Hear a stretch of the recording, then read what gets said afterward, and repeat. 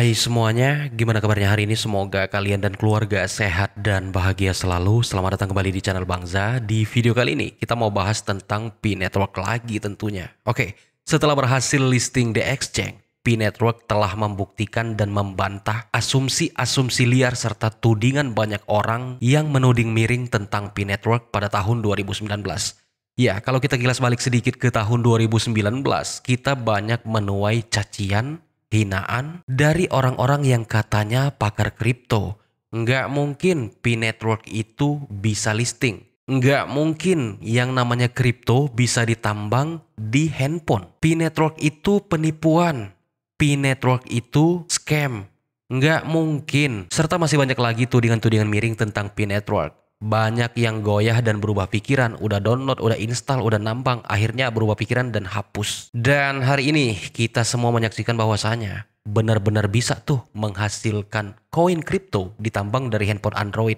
Itu poin pertama keberhasilan dari P-Network. Poin yang kedua adalah biasanya proyek-proyek kripto itu didanai oleh perusahaan-perusahaan dan melakukan pre-market untuk mendapatkan modal listing di exchange. Ya, buat nambah-nambah likuiditas gitulah. Tapi berbeda dengan P-Network, makanya P disebut dengan tidak biasa. Di mana P-Network tidak mengandalkan pre-market atau penjualan, juga tidak mendapatkan pendanaan atau tidak didanai, murni mengandalkan KYC ya yang kita lakukan selama ini, KYC dan juga adopsi massal. Dan buktinya P-Network berhasil listing dengan harga yang sangat fantastis. Untuk sebuah project dengan supply sampai dengan 100 miliar koin, bisa listing di angka 2-3 dolar itu tanpa pendanaan, tanpa pre-market, itu adalah hal yang sangat luar biasa kawan-kawan ya. Sebenarnya ada banyak sekali pertanyaan yang masuk ke Bang Zah. Antara lain adalah, Bang, apakah harga P-Network akan terus naik? Bang, apakah GCP itu akan tercapai? Gimana nasib yang belum lulus KYC? Gimana koin yang masih terkunci? Bisakah koin yang masih terkunci itu dibuka sendiri? Ya, mungkin kita bakal jawab satu-satu itu semua di video-video mendatang. Nah, di video kali ini kita mau bahas beberapa poin penting. Yang pertama mengenai Pi Open Network. Ini penting, ini berguna untuk meluruskan masih banyaknya asumsi-asumsi liar. Karena saya sempat belusukan ke beberapa grup, juga punya rekan di beberapa grup yang ternyata isinya sangat menyimpang. Mereka terus mendoktrin bahwa Pi yang ada di exchange ini adalah Pi palsu. Dan ya, miris sekali. Bagaimana bisa orang yang mungkin nggak ngerti kripto bisa memberikan edukasi kepada orang lain.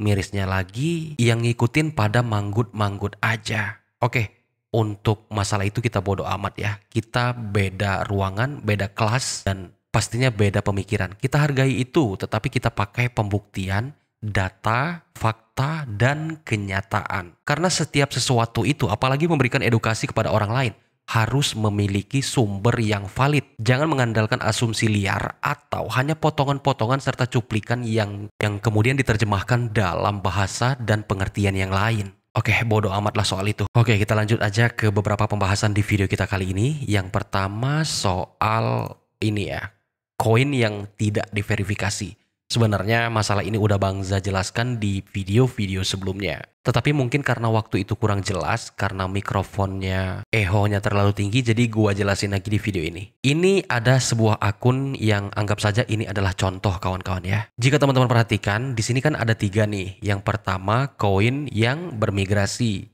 Yang kedua, koin yang dapat dipindahkan. Dan yang pertama, yang awal samping sebelah kiri sekali, itu koin yang tidak diverifikasi. Nah, koin yang bermigrasi adalah koin yang sudah masuk ke wallet kita. Yang dapat dipindahkan, ini yang akan segera masuk setelah migrasi kedua. Sedangkan tidak diverifikasi sebenarnya ini bahasanya bukan tidak diverifikasi, tetapi belum. Kalau kita klik tanda tanya seperti ini, maka tulisannya saldo belum diverifikasi. Tempo hari kan ada hitung mundur tuh mengenai referral yang enggak KYC, bonusnya bakal kebakar. Banyak tuh pertanyaan yang Bangza, apakah koin yang tidak diverifikasi ini akan hilang semua jika ada pioner yang enggak KYC? Maka jawabannya adalah tidak kawan-kawan ya. Jika kalian memiliki referral itu memberikan kekuatan penambangan ke kalian. Dengan catatan apabila dia terus menambang. Anda menambang, kemudian dapatlah kekuatan penambangan per jam yang menghasilkan koin Pi. Tetapi ketika dia tidak menambang dan Anda menambang, artinya dia tidak menyuplai kekuatan penambangan. Jadi penambangan Anda pada saat itu tidak akan terpotong. Nah, garis besarnya gua kasih kesimpulan aja bahwa koin yang belum diverifikasi ini adalah koin hasil penambangan Anda berdasarkan kekuatan yang diberikan juga oleh referral Anda. Sebagaimana yang dimaksud untuk masalah penghilangan bonus ini, itu hanya berlaku untuk referral yang tidak melakukan KYC. Misalnya, teman-teman memiliki referral itu 10 orang, kemudian yang melakukan KYC itu ada 7 orang, dan 3 orang itu tidak melakukan KYC. Nah, 3 itu aja berapa kekuatan yang diberikan selama penambangan, dan ternyata dia tidak melakukan KYC, maka saldo kita dikurangin sama yang itu aja, sama yang nggak KYC. Yang 7 yang menyuplai penambangan Anda dan terus menambang serta memberikan serta menyelesaikan KYC tetap menjadi mutlak hak Anda untuk mendapatkan bonus. Jadi kira-kira seperti itu. Oke, next kita lanjut ke masalah P Open Network. Nah, sebenarnya kalau kita terjemahkan soal P Open Network has launched ini seperti ini. Open Network telah diluncurkan. Ini berarti bahwa konektivitas eksternal P Network sekarang tersedia untuk komunitas P di seluruh dunia. Open Network telah membuka ekosistem P yang berkembang, aplikasi inovatif dan jaringan peer-to-peer yang luas untuk integrasi dengan dunia blockchain. Nah, sampai di sini Open Network kemarin yang telah dibuka, termasuk listingnya P Network di exchange, itu adalah bagian dari ekosistem juga kawan-kawan. Karena adanya fluktuatif harga, pembelian dan penjualan juga menguatkan nilai P Network. Makanya Bang Zah nggak habis pikir kok bisa ada yang berpikir bahwa P Network yang listing itu palsu dan segala macam.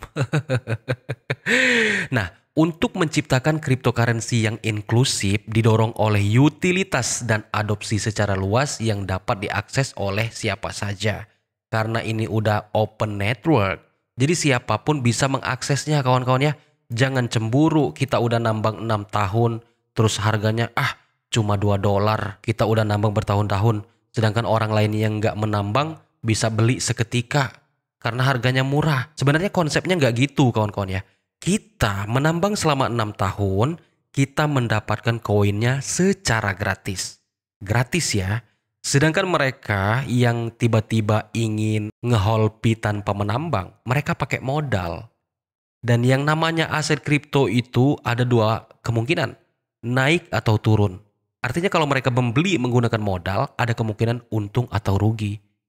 Sedangkan kita yang menambang dengan gratis, ya berapapun harganya udah pasti untung. Tinggal lagi bagaimana kita memanajemen koin kita, apakah di sell semua, di sell sebagian, di hold semua, atau jual pada saat harga naik dan beli kembali pada saat harga turun. Listingnya P Network di exchange ini tentu memberikan dampak yang sangat baik kepada P Network. Dengan konektivitas eksternal yang diaktifkan, Pioneer diizinkan untuk mengambil keuntungan dari ekosistem dan aplikasi yang didukung utilitas untuk berinteraksi dengan jaringan dan sistem lain yang sesuai. Perintis juga dapat terlibat dalam transaksi di luar ekosistem P, memperluas utilitas dan jangkauan P yang ada. Nah, artinya di sini sudah sangat jelas kawan-kawan ya. Setelah open network ini, sah-sah saja mengambil keuntungan dari ekosistem atau tanpa ekosistem. Misalnya nih, kalau ekosistem ada apa nih yang bakal rilis nanti? P-payment dan segala macam, atau mungkin P-chain mall dan segala macam.